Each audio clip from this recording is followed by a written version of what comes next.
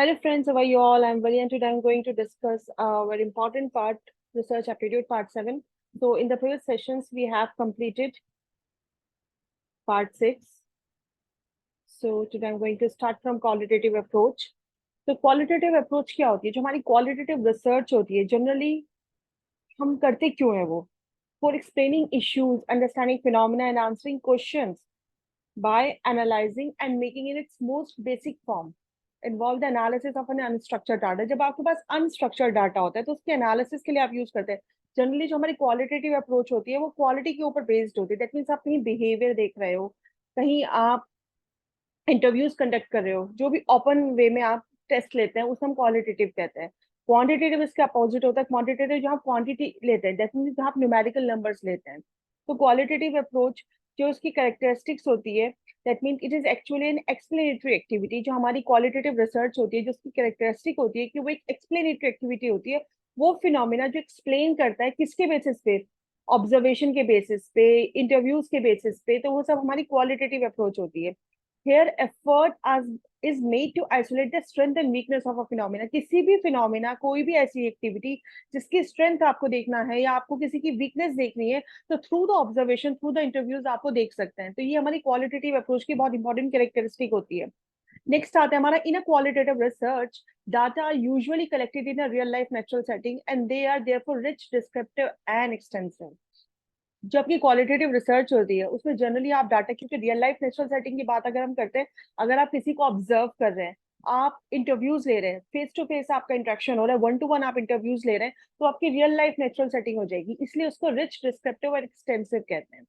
जो important research tools है हमारी क्वालिटेटिव रिसर्च है, तो सबसे इंपॉर्टेंट क्या होता है? जब आप किसी को ऑब्जर्व करते हो तो आप डायरेक्टली कर रहे हो, रियल लाइफ सेटिंग में कर रहे हो। एक ओपन एंडेड आपने कोई क्वेश्चन बना दिया, कोई अनस्ट्रक्चर्ड इंटरव्यूज आपने डायरेक्टली एकदम रेंडमली आपने इंटरव्यूज ले लिए, वीडियो रिकॉर्ड कर ली, या कुछ डॉक्यूमेंट्स को कलेक्शन करना, ये सब हमारी क्वालिटेटिव अप्रोचेस में आता है।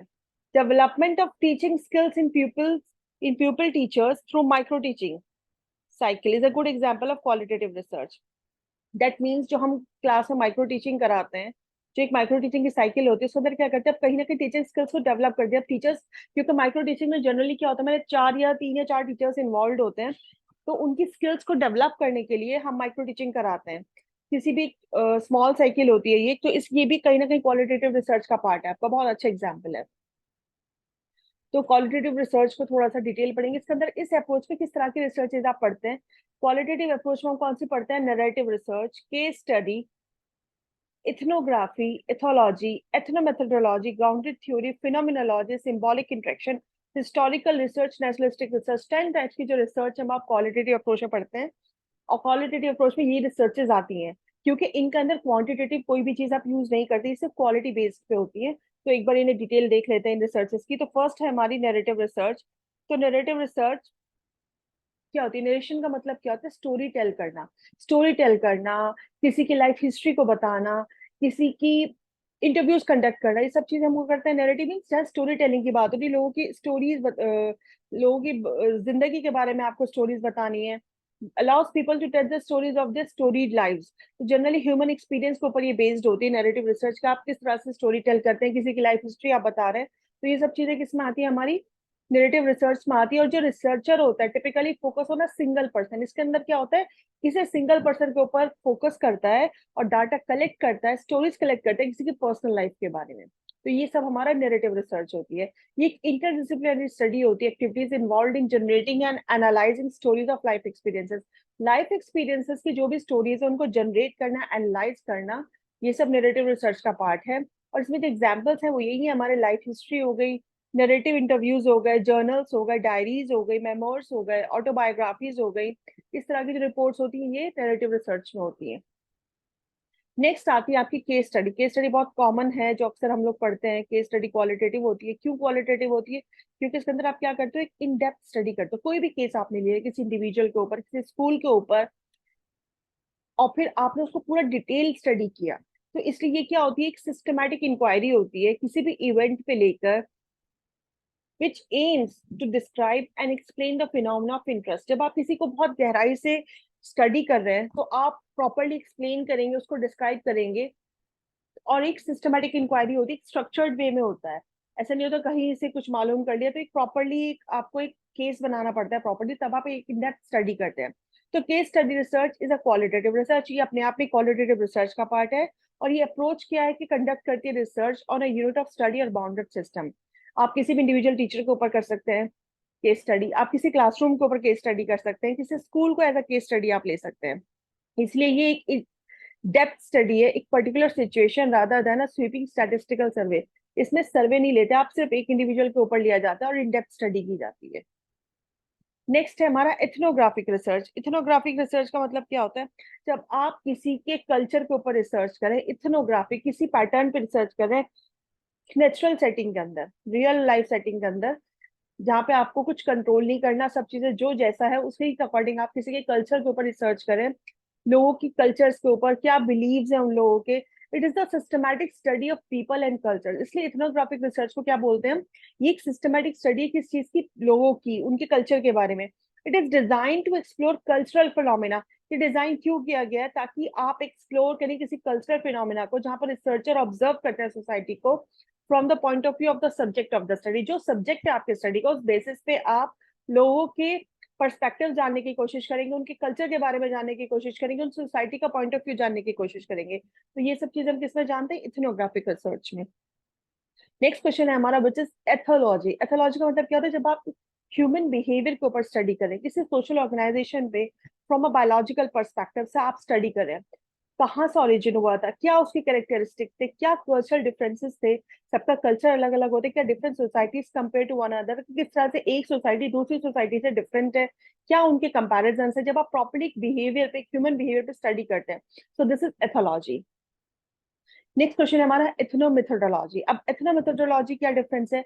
A method of sociological analysis that examines how individuals use everyday conversation to construct a common sense of view of the world।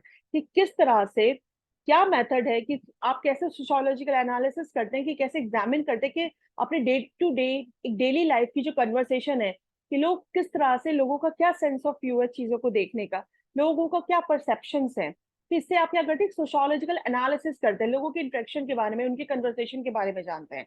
तो दिस इज एथनोमेथोडोलॉजी।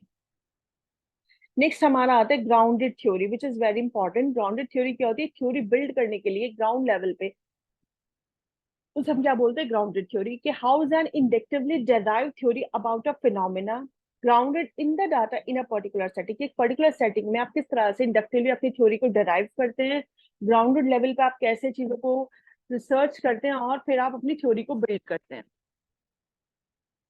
नेक्स्ट है हमारा फिनोमिनोलॉजी। फिनोमिनोलॉजी से आप क्या समझते हैं? कि किसी भी फिनोमिना के ऊपर रिसर्च करना, क्या एक्टिविटी रही, what is the experience of an activity या concept from these particular participants perspectives.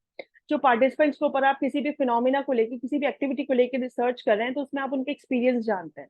एक फिनोमिना के ऊपर जब आप रिसर्च करते हैं, हिस्टोरिकल रिसर्च, हिस्टोरिकल से आप बिल्कुल क्लियरली समझ सकते हैं हिस्टोरिकल मतलब क्या होता है? पास्ट इवेंट्स पे।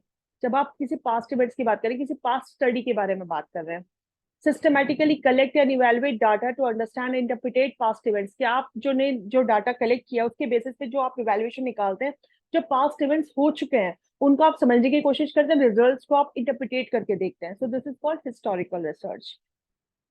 नेक्स्ट हमारी आती है सिंबॉलिक इंट्रैक्शन।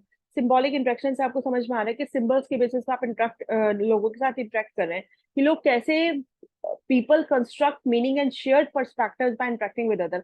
लोग कैसे अपने परसेप्शंस को शेयर करते हैं, दूसरे के परसेप्शंस को समझते हैं, किस तरह से लोगों के साथ इंटरेक्ट करते हैं। तो this is called symbolic interaction.